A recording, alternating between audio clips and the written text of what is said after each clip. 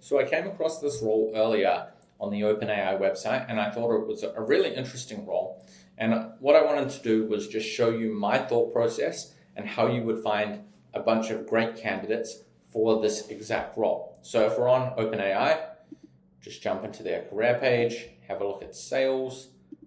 Kind of an interesting note here, they only have 4 sales roles open and only 1 in the US. Now, there are 3 kind of key criteria here that make this quite a niche role, and I would say a good candidate for an outbound-led approach. You're probably not going to get the right person to apply inbound. Look, OpenAI might, because they're such a well-known company at this point, but if you're a smaller company, very, very unlikely. So, the first thing, this is a sales leader role. The second thing is it is a vertical sell into education.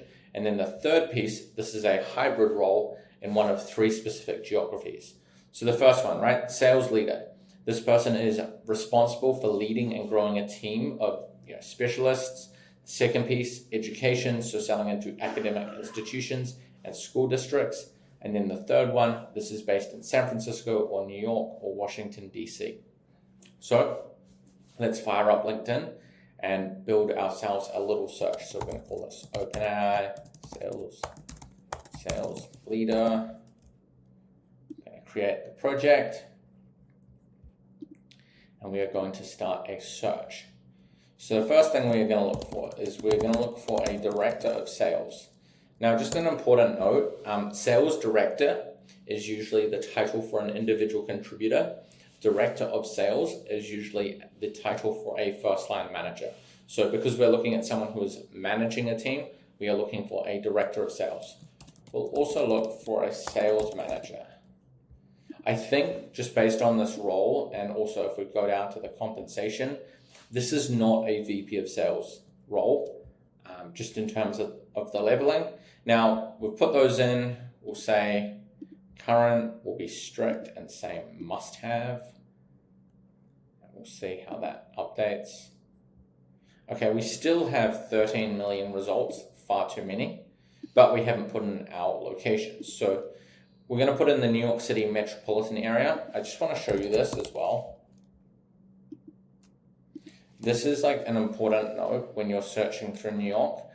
We've got 3 options. So we've got New York, but New York's a state and it's a really big state. So frankly, we don't want someone who lives, a 5-hour drive applying to a role or reaching out to someone who, is not going to feasibly be able to come down 3 times a week.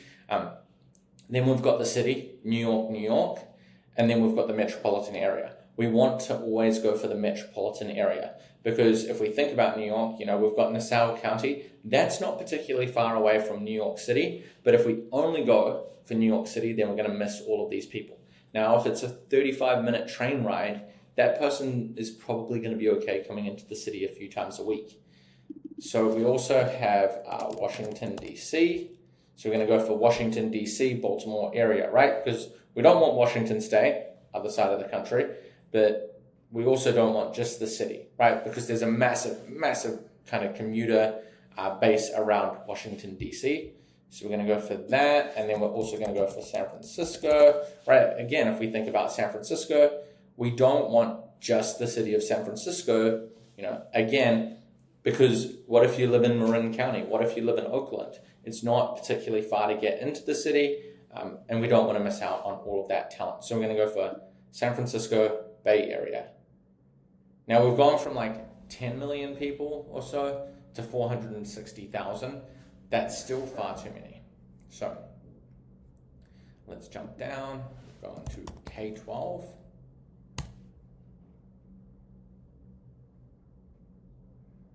And now we have 682 people.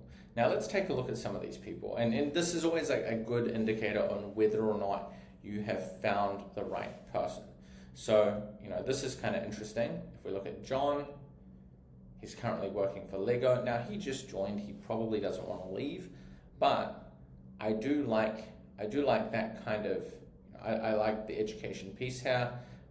He's spent a few years teaching. So again, right, that's a good sign. That's a good kind of industry. Sam Labs.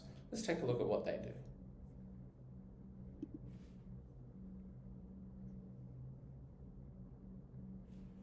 I mean, this is great, right? This is someone who is selling into specialist and generalist teachers, selling to students.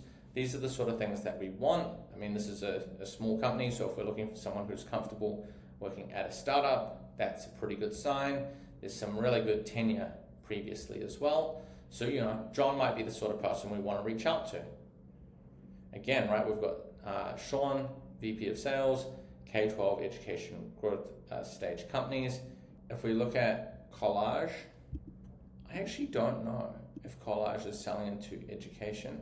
I don't think it is. It looks more like a market research type product.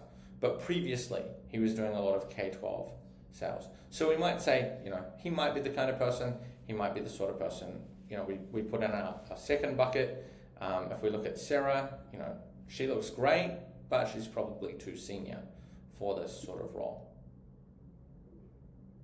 If we look at Andrew, we've got someone, regional sales manager, supporting institutions, previously was a director of sales, right? Like, this is all higher education. If we look at what he was doing at Blackboard, Blackboard's a really good company for us to go after. They're a big player in the education space. The real question here is this the sort of person who is managing a team? Maybe. The director of sales role is a pretty good indicator for us, but he might be an individual contributor. A lot of this as well, you just have to talk to people. This is like the argument against AI in recruiting. There is like some efficiency that can be brought out, but a lot of this you're just going to have to work out by talking to people. I think Ali is actually a really good candidate here, right? So, and I just want to point this out. She's in Silver Spring, Maryland. So if we'd just put DC, we would have missed her.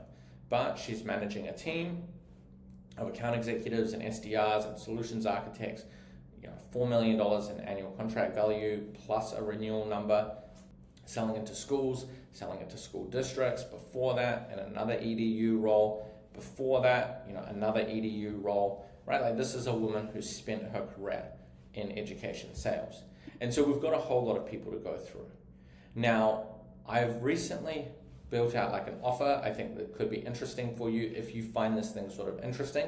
It's about 10% of the price of using a regular recruiter. I'm going to put a link below. There's a short video. You should take a look.